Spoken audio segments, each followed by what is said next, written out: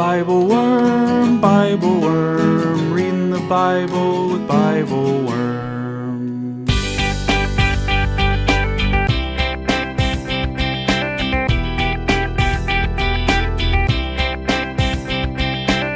Welcome to BibleWorm, getting to the core of the biblical text. I'm Dr. Robert Williamson, professor of religious studies at Hendrix College and the founding pastor of Mercy Community Church in Little Rock. And I'm Dr. Amy Robertson, Director of Lifelong Learning at Congregation Or Hadash in Sandy Springs, Georgia. We're here every week to discuss the biblical text, both as biblical scholars and as people of faith, one Jewish and one Christian.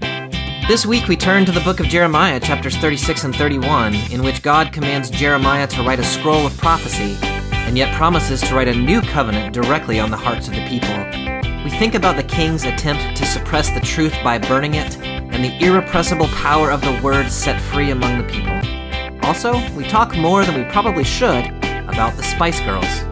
Zig-azig-ah. Thanks for joining us.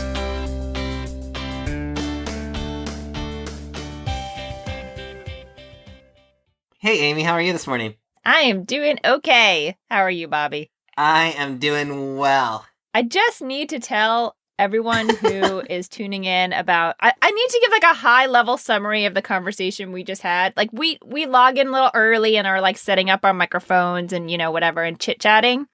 And somehow the conversation went from Bobby saying, Zoom is on, to saying, that reminds me of the Spice Girls, which Zoom on. That is what it reminded Bobby of. And then he started thinking, what was the phrase in the Spice Girls song? It was like Zig-azig-ah.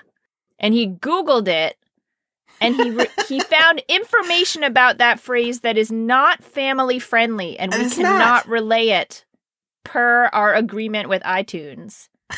We promised iTunes that we would never swear on this show, and therefore we cannot tell you the origins of the phrase Zig-azig-ah in the Spice Girls' famous ballad, Tell Me What You Want.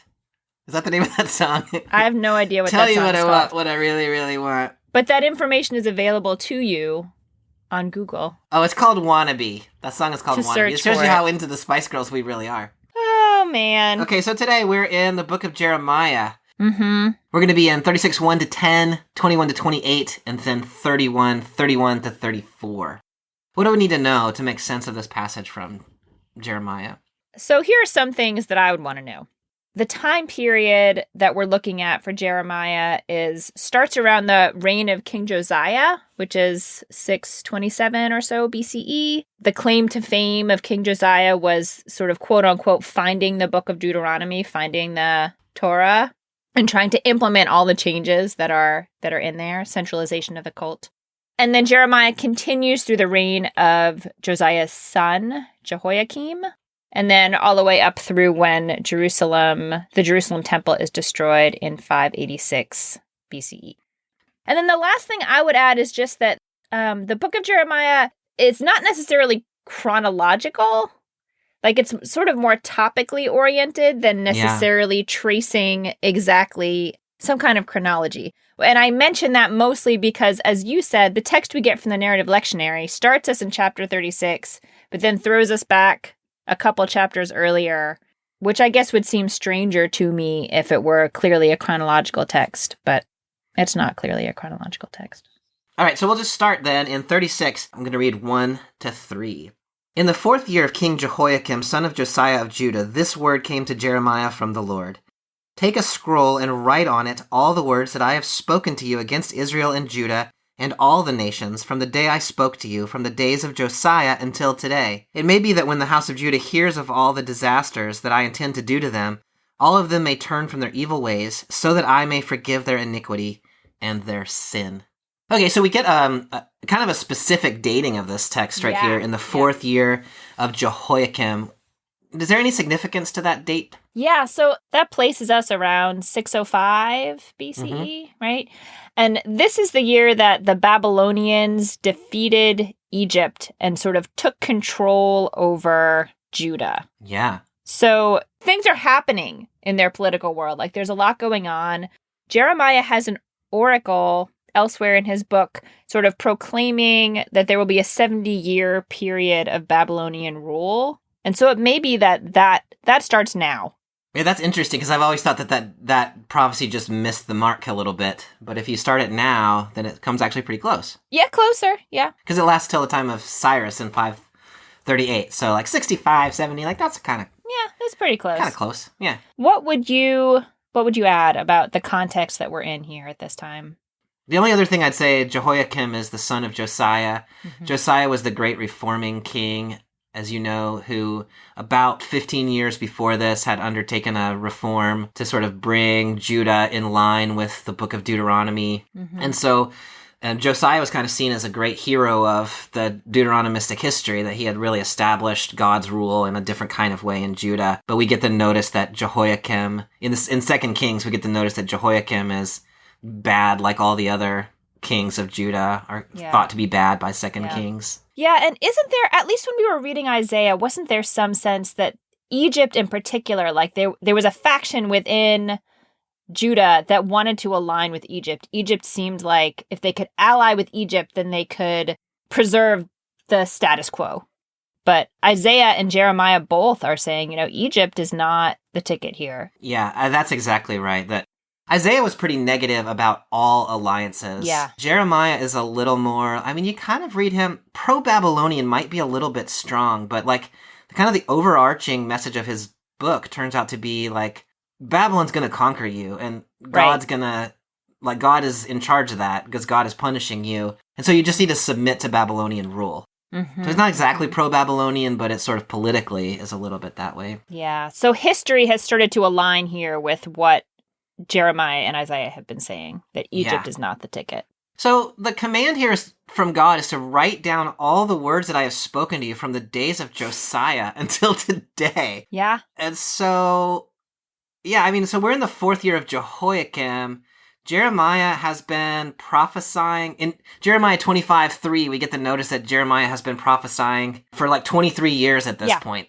So just write all that stuff down. Like, I couldn't write down things that I was thinking about like last week. I know, it's crazy. It is crazy. And yes, both the fact that that's, just remember all those things I said to you these past 20 years and write them all down. And also, this is only halfway through his term.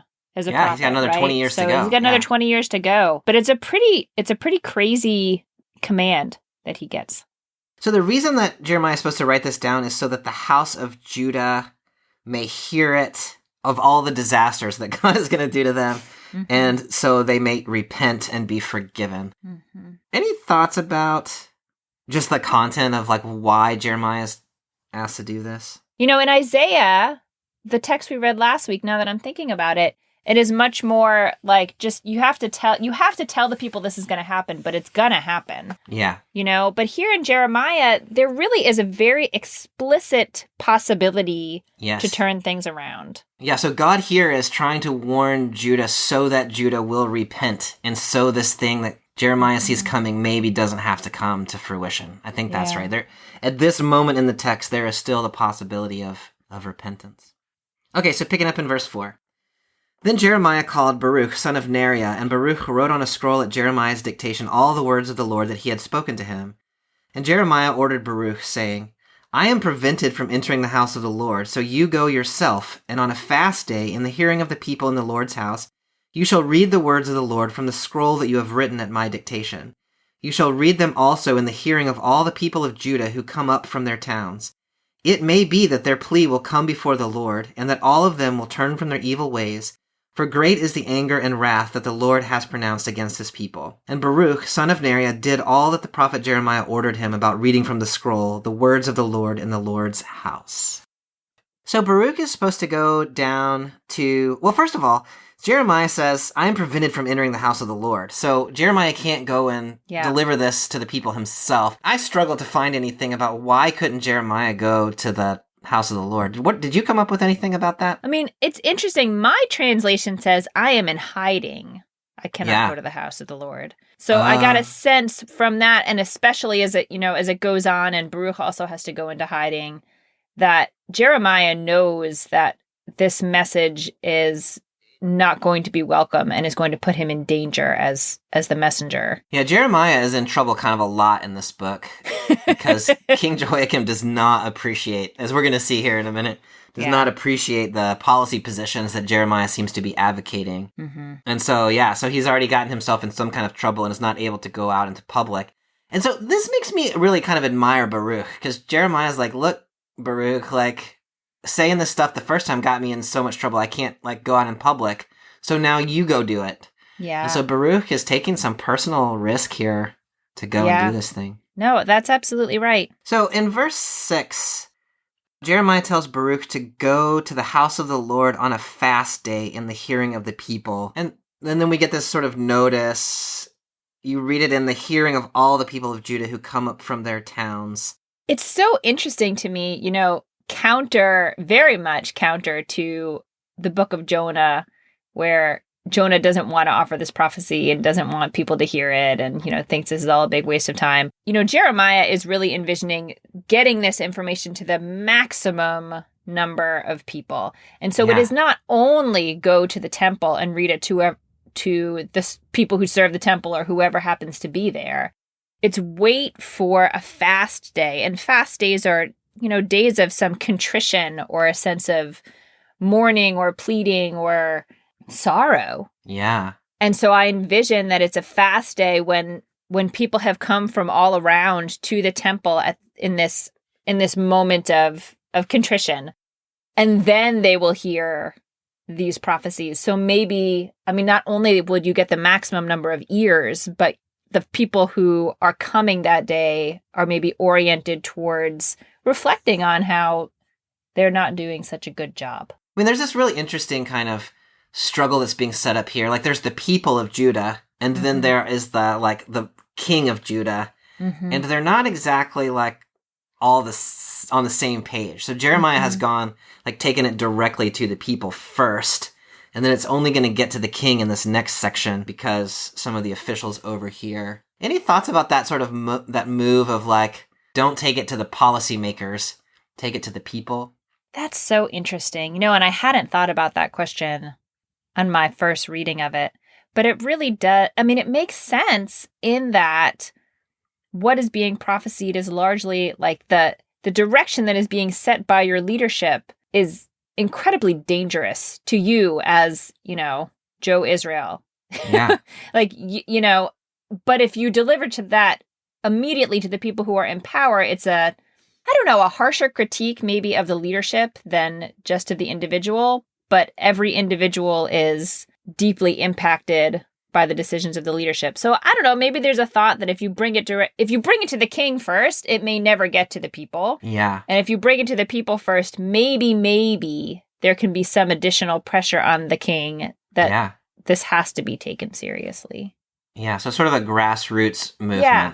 Mm-hmm. Yeah. If you can sway the people, then they can pressure the king or something like that. Yes, exactly. So it's interesting to me that what is being read now is prophecies that have already been prophesied over the last 23 years. A long time ago. Yeah. So Jeremiah is not prophesying and Baruch is not speaking out in public, I think, anything new. This is just recapitulating things that have been prophesied over quite some period of time, but now they're being spoken anew and written down. Yeah. And Jeremiah's hoping they're going to have some kind of effect now. Yeah. Do you have any ways of thinking about that? It's the old is doing something new, or how do you make sense of that? I wonder if part of it has to do with the historical circumstance, because the people can see maybe some connection to these older prophecies against alliances with Egypt. Yeah. Maybe having that little bit of that part turned out to be true. Or, it seems like there's truth in here, so maybe we need to pay a different kind of attention to it now. But I also wonder how much the people of Israel really had heard this. Yeah. I don't know. It was hard to get word out. There was no, Twitter. Yeah. Sometimes I wish there were no Twitter now, too, but here we find ourselves. Yeah. I know. In some ways, this is what we do every Sabbath, right? In both our traditions, where we take this ancient text and we re-speak the words, and the claim is these words are going to have a new effect in the world based on like where we find ourselves at this moment. Yeah. The kind of belief in our traditions is the words continue to have effect in the world, even though they were actually written or spoken some time ago. That's really beautiful, that the sense of truth in the words resonates only more deeply or sort of increases in its range of resonance as time goes on. So picking up in verse 9, in the 5th year of King Jehoiakim, son of Josiah of Judah, in the 9th month, all the people in Jerusalem and all the people who came from the towns of Judah to Jerusalem proclaimed a fast before the Lord. Then in the hearing of all the people, Baruch read the words of Jeremiah from the scroll, in the house of the Lord, in the chamber of Gemariah, son of Shaphan the secretary, which was in the upper court, at the entry of the new gate of the Lord's house. So the one thing that I just kind of noticed about this is Jeremiah was told to write things down in the 4th year of Jehoiakim. Yeah. Baruch actually reads them out in the 5th year of Jehoiakim. Uh-huh. And it's in the 9th month. It's not like Yeah. he got the prophecy like at the end of year 4 and read it Yeah. in the beginning. Yeah. Any thoughts about No, that timing? I mean, I also had noted like either it took a year to write down all the stuff that they wrote down, which Yeah. I mean, it's 20 years of prophecy. And I imagine that it wasn't just sort of a constant, it's not like it was necessarily at the tip of Jeremiah's tongue. Like you'd have to kind of, I don't know, like that was a project to dictate and write all of that stuff. Although I also noticed that it says they proclaimed a fast. Like that makes it sound to me like it wasn't necessarily this standing fast day. Yeah. Like maybe they proclaimed a fast in response to something in the world. And sort of like Baruch and Jeremiah were waiting for their moment. And that was the moment, they maybe had the scroll ready and said, okay, now they've proclaimed a fast. They see that something is not going well and they feel a need to come to God in contrition. And so this is our moment. So I don't know who knows how long they were waiting. I really like that interpretation a lot. But I mean, both of that, like, this is substantive and it took them a while to pull it together. But I really like that interpretation of they were waiting for a fast day to be proclaimed. And so there's something in there about like doing the work, but waiting for the right moment. So you're like, when the moment arises, you're ready to go. And that seems to be maybe what Jeremiah and Baruch have done here. Yeah. Mm-hmm. How do you envision what Baruch is doing? It says he's in the chamber of Gemariah in the upper court at the entry of the new gate of the Lord's house. How do you envision what's happening here? Yeah. I envision that Gemariah was sort of, I don't know, a gatekeeper in terms of what happens, but someone like a lead scribe. And so all of the content would sort of have to come through him in some way, but it doesn't describe what kind of interaction they've had, if any. It just says that he's in Gemariah's space. Yeah, no, that's interesting because it does seem like Gemariah would have had to, I would assume, given him permission to speak from his chamber. Yeah. We would assume, and so yes. There has been some sort of official process of saying, yes, you are allowed to have this space to speak to the people. And, we know from a different chapter in Jeremiah, from chapter 26, that Gemariah is generally sympathetic to Jeremiah's cause. He intercedes on the prophet's behalf at his sedition trial. So maybe he just was sort of a friendly insider that Baruch could start with. So we're going to skip down to verse 21. But in the middle there, I think it's interesting in the very next verse, Gemariah's son Micaiah hears what Baruch is reading from Gemariah's chamber and goes and gathers the officials and says, hey, y'all, I'm not sure that Baruch ought to be able to say these things in public. So they get together and they go and report Baruch to the king, who calls for the scroll to be brought to him. And so in the reading out of this scroll of Jeremiah, Baruch has been overheard by an insider and now is... I don't think Baruch gets called before the king, it seems like, but the scroll gets brought to the king. Is that how you read what's going on? That last part is how I read what's going on, but my reading of the section right before that was more that they heard what was happening and they said uh-oh, we need to be paying attention to what is in this scroll. Oh. And then they gather the people, they read the scroll to them and they say, we have to report all of this to the king. This is serious. This is serious. That is so interesting because I feel like the text is wide open about what the source of their alarm is. I think you're exactly right. I think that, it says that, yes, they are alarmed, and it says they feel fear, and this has to be reported to the king. But you're right. It is not clear whether they feel alarm that this sort of inciting text has been read to the people, or whether they are afraid of the words of the text itself. And it really changes a lot about what you think about what happens next. But I think that's interesting to hold open those two possibilities. One, that they're saying like, oh my gosh, we need to do something about this. Let's take this to the king so the king can get us all straightened out. Mm-hmm. Or, oh my gosh, this is seditious and we need to take this to the king so the king can suppress what is being said. That's really fascinating. And it's interesting to wonder about the ways in which those fears can butt right up against each other. Like when words of this kind of power and import are read before a crowd, that you could both feel fear about the chaos that those words might, stir up, and also have this fear that maybe they're true. Yeah. And it sort of is like, which fear is going to drive you? Okay, so what happens next then is we're going to skip down to verse 21, and where we're going to sort of move into the king's chambers and see what happens in there. Then the king sent Yehudi to get the scroll, and he took it from the chamber of Elishama the secretary, and Yehudi read it to the king and all the officials who stood beside the king. Now the king was sitting in his winter apartment. It was the 9th month, and there was a fire burning in the brazier before him. As Yehudi read 3 or 4 columns, the king would cut them off with a penknife and throw them into the fire in the brazier, until the entire scroll was consumed in the fire that was in the brazier. Yet neither the king nor any of his servants who heard all these words was alarmed, nor did they tear their garments. Even when Elnathan and Delaiah and Gemariah urged the king not to burn the scroll, he would not listen to them. And the king commanded Jeremiel, the king's son, and Sariah, son of Azriel, and Shelemiah, son of Abdiel, to arrest the secretary Baruch and the prophet Jeremiah, but the Lord hid them. All right, so what we get here is the king is listening to the scroll being read, and he is cutting it off a few columns at a time and throwing it into the fire. What do you do with this scene? It puts me back in some ways to the detail that we received earlier of how long it took Jeremiah and Baruch to make this scroll. Yeah. And that Jeremiah has gone back through 20 years of pretty traumatic prophetic experiences. Yes.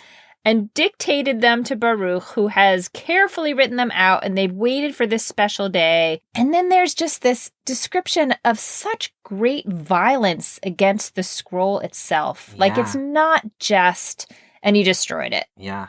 It's this careful desecration of the scroll, first cutting the words apart from each other and then throwing them into the fire. And I just think of all the energy and faith and fear and love that had been heaped up into that scroll, and the way that it is so utterly destroyed by the king. It's very distressing. There's that line in there that none of them who read the words was alarmed or tore their garments, which makes it feel like, almost like the king is not cutting it in like anger or like, it's like it's almost this kind of casual, like, this is so like, stupid. Burn. Yeah. Like the coldness of it or something in what he's doing. You're right. And in some ways, I think there's a real tension in there. Like, if you really thought the scroll had no particular importance, why expend that much energy to symbolically pull it apart and destroy it so intentionally? But it's both. They both don't show any deference to it, but they also go out of their ways to desecrate it. Yeah. I can't help but being struck also that, at least in my translation, when it describes that he is cutting apart the verses themselves, the columns, it says that he uses a scribe's knife. Oh, yeah, and the NRSV was pen knife. Mm-hmm. Yeah. I don't know. It's just, again, it keeps throwing me back to this idea of what is it to be a scribe? What is the written word? What is the relationship of the written word? And sort of what tools does it bring? And I don't know. It just is, the scroll is destroyed by the same set of tools that would bring it to exist in the first place. Like a scribe's knife, they would cut out mistakes, right? Oh, yeah. And he's cutting out the whole thing as a mistake. That is so interesting, and that, one of the things that's happening in this text, and it'll get amplified here in just a minute when we read the rest of the text, but is this like the status of written words versus the status of unwritten things? Yeah. And the turning of the tools of writing against writing. Yeah. Like, all of that is so interesting, and it really seems like the king thinks that if he destroys this scroll, then the scroll doesn't have any power anymore. Right. And a little bit maybe he thinks it never had any power because he's not really alarmed by what it says. But there's this sense of like, if we could just throw this thing in the fire, then it won't be a problem for us anymore. Right. So this story ends. I'm going to read 27 and 28, and then I'm just going to add verse 32 because I think it's a nice concluding verse. Because you like it. Okay. Yeah. Picking up in 27. Now after the king had burned the scroll with the words that Baruch wrote at Jeremiah's dictation, the word of the Lord came to Jeremiah. Take another scroll and write on it all the former words that were burned in the first scroll, which King Jehoiakim of Judah has burned. Then Jeremiah took another scroll and gave it to the secretary Baruch, son of Neriah, who wrote on it at Jeremiah's dictation all the words of the scroll that King Jehoiakim of Judah had burned in the fire, and many similar words were added to them. So Jeremiah has just spent 9 months of his life, or however long it's been, a year of his life, writing this scroll. It gets burned. Immediately the command comes to write it again. Any thoughts about that process or that command? Like, there's some value in the written text, or God wouldn't keep commanding it be written down, right? Yeah, although the first thought that I had was sort of going back to where you just ended, this idea that the power of the truth in those words doesn't go away just because you burn the scroll. Yes. You rewrite it on another scroll and even adds more like it, expands upon it. You can't, it's like the king is envisioning that by carving up the scroll and burning it, he has defeated the oracles. Yeah. Like he has challenged the truth of them. And this is saying very much no. Yeah, that's right. The words continue to have power because they're in Jeremiah's heart, or they're in his soul, or wherever they are in his mind. He can bring them out again. And I love that point you're adding. Many similar words were added to them, which means like maybe the king actually made it worse by burning it, because now there's even more prophecy about the king. All right, well, in the narrative lectionary, we're going to jump to a prophecy, which is probably one of the most famous prophecies in the book of Jeremiah. Maybe one of the most famous prophecies, kind of generally speaking, in the Hebrew Bible. But in Jeremiah chapter 31, verses 31 to 34. The days are surely coming, says the Lord, when I will make a new covenant with the house of Israel and the house of Judah.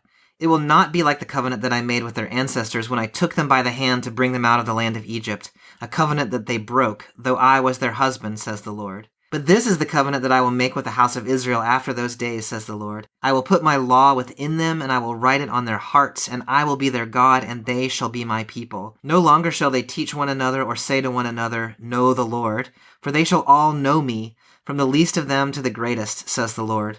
For I will forgive their iniquity and remember their sin no more.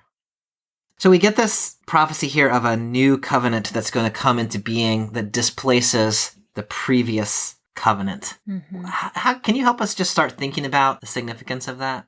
Well, here's where my head is when I read those words.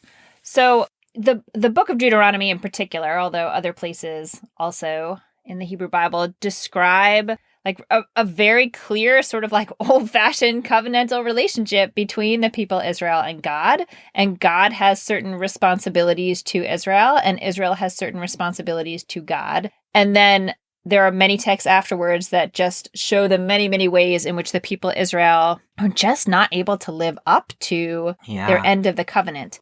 Yeah. What's being described here sounds to me different than a new covenant, though. It sounds like a different, like, it sounds like I'm going to create a different kind of human. Like, I'm going to go back to the story of Adam and Eve and say you don't have free will. Yeah. I don't know. What do you think when you read this text? Where do you start?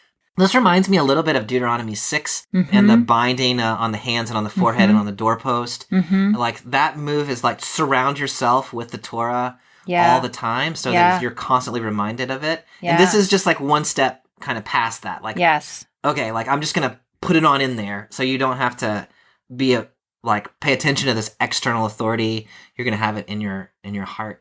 Following up on the conversation we just had about the words, the truth of Jeremiah's prophecies being so deeply embedded in his person and so much bigger and deeper than anything you can write on a scroll. And the first scroll is destroyed, but it doesn't matter. Like, it doesn't do anything to impact the truth. And then reading this text where it's like this written covenant that, is in the book of Deuteronomy, but they're also like, you write words on the scroll in the mezuzah. Like, you write words and you attach them to your doorpost. You attach them to your body. You do everything you can to put them close to you. But this is saying, just like the truth of these things was embodied in Jeremiah, the truth of these things will be embodied in you. So you can't forget them. I always read Deuteronomy 6 a little bit as like, put a Post-it note on your bathroom mirror, like tie a string around your finger. Like, you're going to need help remembering this, and here are all the ways you can help yourself. But you can still ignore the Post-it note on your mirror. I mean, you can. Yeah. I don't know, just that sense of the truth being written within us, and then whatever's written outside of us as a reflection of whatever is within us, instead of trying to internalize something that started outside of us. I really love that. And, it's in keeping with this text. Like, when in the previous part of the passage, when the scroll was burned, God didn't say, like, that's fine, you didn't really need that scroll anyway, right? God said, you've got to write those words down again, even though you are going to have this new covenant in your heart. Like, they both matter. And so having this sort of new orientation or this new ability to internalize what is written, I really love that interpretation, because I think that brings together these kind of two emphases on the written text and then on the kind of the inner orientation. It's not that one is replacing the other, but that they're both necessary in some way. I really love that. Mm-hmm. Yeah. Okay, Amy, so when you think back on this whole passage that we've read in chapter 36 and now 31, and you're thinking about contemporary life and your community, where do you see the connections between this text and today? Well, I can't help but be drawn to this question about truth and writing, and who is the holder of the truth and who has access to that truth, as it plays out really in the days of Twitter and Facebook and disinformation. I mean, the verses that we skipped today between 11 and 20, there's a section where the sort of the scribes of the temple ask Baruch, tell us exactly what the process was for writing down these words. Like, what is your source of this information? Yeah. Like, they really are trying to discern what's true here. And there was such an earnest effort put forth by Jeremiah and Baruch and all those scribes, but then it reached a certain level of power and was just torn up and thrown away, which has huge impact in our moment, in our lives. And also, as we see in this text, has no impact in terms of what is actually true or not. You can't make something true or not true by refusing to acknowledge it, Yeah. I don't know. I just feel like we live in this moment. Maybe everyone feels this way, but I really feel like we live in this moment where it is so hard to know what's true. And the democratization of communication, maybe, of media, has in some ways been really fantastic, because anyone can put their truth out there to be received by whoever wants to receive it. But there's no group of scribes saying, where did this scroll come from? Tell us exactly where this information came from before we go and take it to the king and say, this is something we need to listen to. So I guess it just has me thinking a lot about who gets to write a scroll and who gets to read the scroll in public, and the ways in which our power structures do help to sort of vet that information like the scribes do, and also don't, like the king. Yeah. That's not an inspiring message, but it's something to think about. One of the things that's really interesting when you think about the text that way is that, Baruch has gone to the people first, and he has read out the passage, and then the king burns the scroll, right? And so the word is already out there in the world. And so by the time the king gets to destroy the word is already at work in the world. And so there's this really interesting notion in this text that the powers, the forces that try to control what truth can be communicated are thwarted in this text by the public proclamation. And so what you're saying about the democratization of who gets to say what and who gets to control what, I think that's so fascinating, because in this text, if that had gone through proper channels, the scroll would have gotten burned before it ever was read in public. No, you're right. Like, when you ask the question, like, Baruch, what is the source of your prophecy, or what is the source of the scroll? And he's going to say, well, God talks to my boss. Right, then my boss read all those words to me and I wrote them down. Yeah. And so like, okay, like maybe that's true. Maybe that's not true. Like at some point, what we're having to do is to commit to our sources of truth. That's right.